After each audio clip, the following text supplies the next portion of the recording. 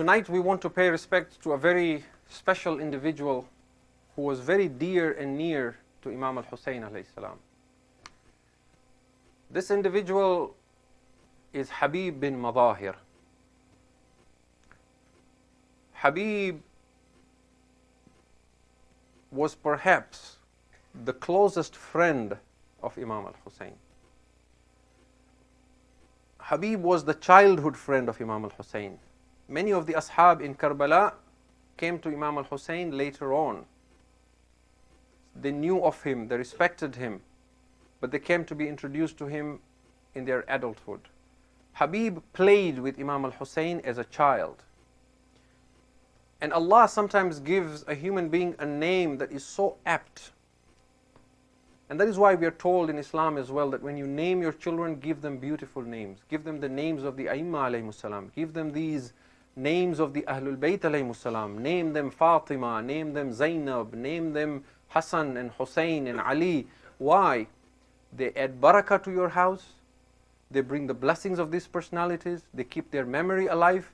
But more importantly, they inspire your children.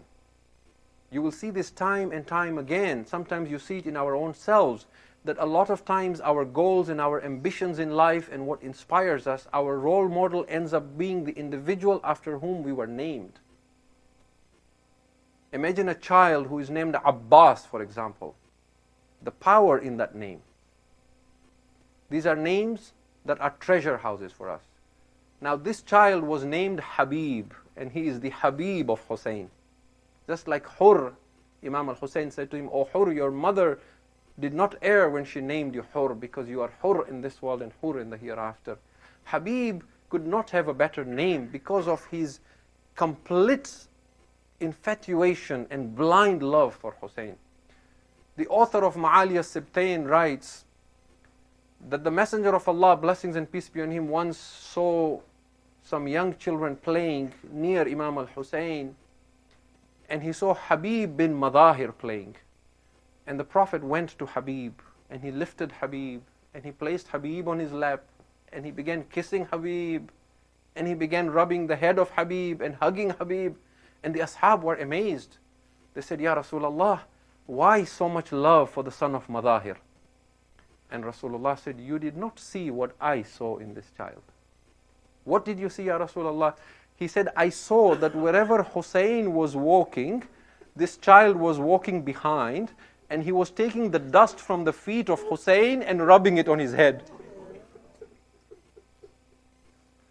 This child will help my Hussein in Karbala." This is a prophecy that the Prophet made. Look at Habib's love for Hussein. Habib, my dear brothers and sisters, has a special maqam.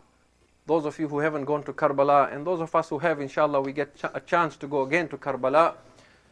When you enter the haram of Hussein, all the shuhada are buried in one place. Habib has his own darih in front of the darih of Hussein.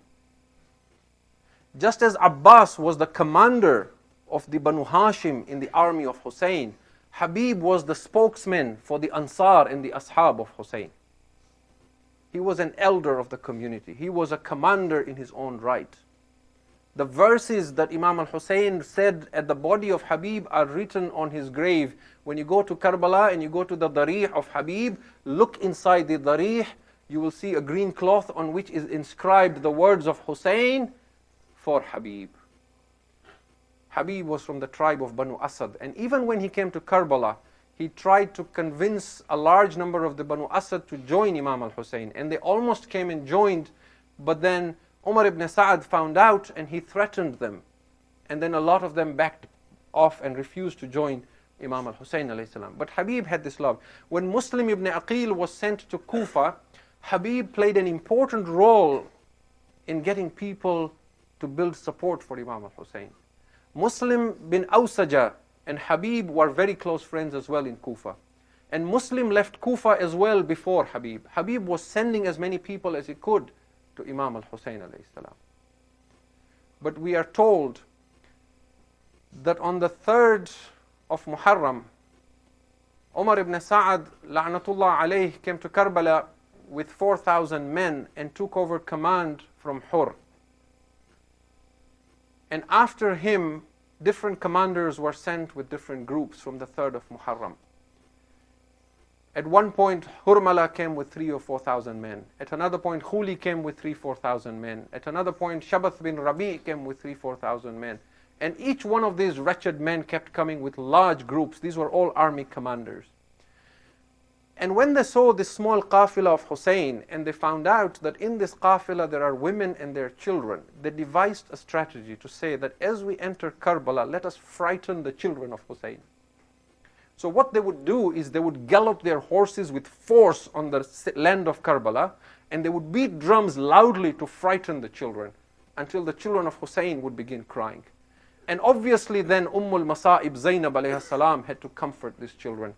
There came a point when Zainab alayhi salam came to Abu Abdullah al-Hussein and said, my brother Hussein, all these men coming one after another in thousands are frightening our children. Do you not have any Habib who can come to our aid? Do you not know anyone who can come and help us in this time of need?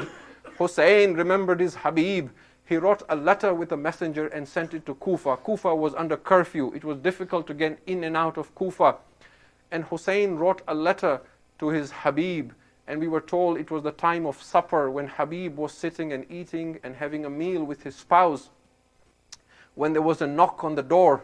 And there was obviously some fear because it was a state of curfew and fright. And Habib asked, who is at the door? And he heard a man whisper, Ana Baridul Hussein. I am a messenger from your master Hussein. But Habib heard the name of Hussein. He stood up. He went to the door. He took the letter from the messenger. The messenger disappeared into the darkness. Habib took the letter. He placed it on his forehead. He kissed the letter. He opened the letter. What did the letter say from Hussein to his Habib? He said, Min Hussein bin Ali ila rajulun faqih Habib. Look at how the Imam addresses his Habib. He says, from Hussein bin Ali to the erudite and learned men, Habib. Oh Habib, the son of Zahra has become Gharib. Habib, I am surrounded by enemies in the land of Karbala. Habib, do not withhold yourself from me this day. My grandfather will reward you Yawmul Qiyamah. But Habib began weeping. His wife began asking him, Habib, who is the letter from? He said, it is from my Aqa and Mawla Hussein. He says, what has my master Hussein said to you? He says, Hussein is in trouble. He is surrounded by enemy. He has summoned me and asked me to go and help him. But Habib kept quiet. His wife asked him, oh Habib, what then are you thinking of doing? He began saying, he started testing his wife. He said, I am concerned that if I go, you will become a widow and who will look after you. But as soon as she heard this, she stood up. She said, Habib, the son of Zahra is calling you. You are concerned I will become a widow. By Allah, if you do not go, I will go, oh Habib. When Habib was encouraged by his wife, he rose and said, yes, I will go. I read a riwayah this morning that the wife said, oh Habib, I am encouraging you to go and I am letting you to go, but on one condition, oh Habib. Habib, when you get to Karbala, you must kiss the feet and hands of Hussein and give him my salam. Ajrukum alallah. Habib called his servant and said, take the horse and stand on the outskirts of Kufa. I will pretend I am simply going about town and I will meet you on the outskirts of Kufa. The servant took the horse and walked with the horse outside to the outskirts waiting for Habib. Habib took a small amount of provisions so that he would not attract any notice from the people in Kufa. Habib bade farewell to his wife for the last time and disappeared into the alleyways of Kufa. Habib took a little time getting towards his servant. When he got there, he found his servant talking to the horse and saying, O steed of my master, if Habib does not come this moment, I will get on you and go to Karbala and help Hussein. Ajrukum alallah. When Habib heard this, he said, alas, such times have befallen the son of Ali, that slaves and servants are yearning to help him. He said, go, I have freed you in the name of Allah. He said, if you have freed me, then I wish to come with you to Karbala. Habib took his servant on him and began galloping towards Karbala. But on this side, Habib leaves Kufa coming towards Karbala. The Arbab of Aza and the books of Maqatil say that as the day of Ashura was approaching, Hussein began making some flags and standards for his commanders. Hussein made 12 rayat. Hussein made 12 alams for his commanders. Then he gave each one of them to each one of his commanders. Muslim, this is your alam. Burair, this is your alam. Zuhair, this is your alam. Abbas, this is your alam. Then he kept one alam on the side and everybody kept asking him, Mawla, Aqa, for whom is this alam? He said, wait and see, this is for my Habib. This alam is waiting for his honor, he will come. Look at the i'timad, look at the trust that Hussein has, that if I have written a letter to my Habib, then my Habib will come. And shortly, just before the day of Ashura, there was a cloud of dust approaching from Kufa. And Hussein saw that there was one horse alone with two men on it. As the horse approached, Hussein saw his Habib. Habib saw Hussein. After a long time, Habib was now an old man. He stood upright. He kissed the feet and hands of Hussein. He said, oh Hussein, whenever I see you, I feel like a young man again. Energy comes back to me. I have come to sacrifice my life for you, oh Hussein. The ashab of Hussein were speaking with joy and raising their voices, and there was laughter and happiness on the camp of Hussein. When all this voice was raised, but this voice reached the ears of Zainab alayhi salam. Masa'ib heard voices of joy from outside the camps. She said to her maid Fidda, oh Fidda, go outside and see why are the ashab of my brother rejoicing. Fidda came out and saw what was happening. She came back. She said, oh daughter of Fatima, Habib has come from Kufa. But when Zainab heard the name of Habib, she said, go quickly Fidda, go. Give Habib my salam. Ajrukum Allah. Ajrukum Allah. Now the books of Azhar say that when Fidda came and said, Habib, Habib, the daughter of Fatima gives you salams. The books of Azhar say, فَلَطَمَ حَبِيبَ عَلَى وَجْهِهِ. Habib began slapping his face. وَحَثَّ التُّرَابَ عَلَى رَأْسِهِ. He picked up the dust of Karbala and began throwing it on his head. وَقَالَ مَنْ أَنَا وَمَنْ أَكُونُ حَتَّى تُسَلِّمُوا لِي بِنْتَ أَمِيرِ الْمُؤْمِنِينَ. Who am I and who will I ever become that the daughter of Amir al-Mu'mineen sends salams on servants like me? Hussein was overjoyed to have his Habib. Hussein gave the alam to Habib. The day of Ashura came, Habib stood beside Hussein for as long as he could. When the time of Dhuhr came and Abu Thumama said, Mawla, it is the time for Salatul Dhuhr. Hussein sent a request to the enemies to say, let us stop the battle for Salat. And Hasin bin Namir said, oh Hussein, there is no need to stop. Your Salat will not be accepted. To which Habib replied and said, oh wretched men, if the Salat of the grandson of the Prophet will not be accepted, will your salat be accepted? But Habib was enraged. He said to his Mawla in Aqa, Mawla, you pray Salatul Dhuhr, I will pray in Jannah now. I will go ahead and give salams to your grandfather. Habib went out to the battlefield and began fighting Hasin bin Namir. He fought and killed 62 of the Shaqi. At one point a man came and hit Habib on the head. When Habib fell from his horse, he called out, Assalamu alayka ya Aba Abdullah adrikni. I do not know how difficult it was for Hussein to see his childhood friend lie in this condition. Hussein ran out to the battlefield. He placed the head of Habib on his lap. Habib, it is difficult for me to part from you. Laqad kunta fadilan ya Habib. These are the words written on the qabr of Habib, the words of Hussein. Oh Habib, what a great man and excellent man you are, oh Habib. I bear witness, says Hussein, oh Habib, that you would stand up in prayer all night and recite the Quran, oh Habib. Go Habib, my jad will now quench your thirst.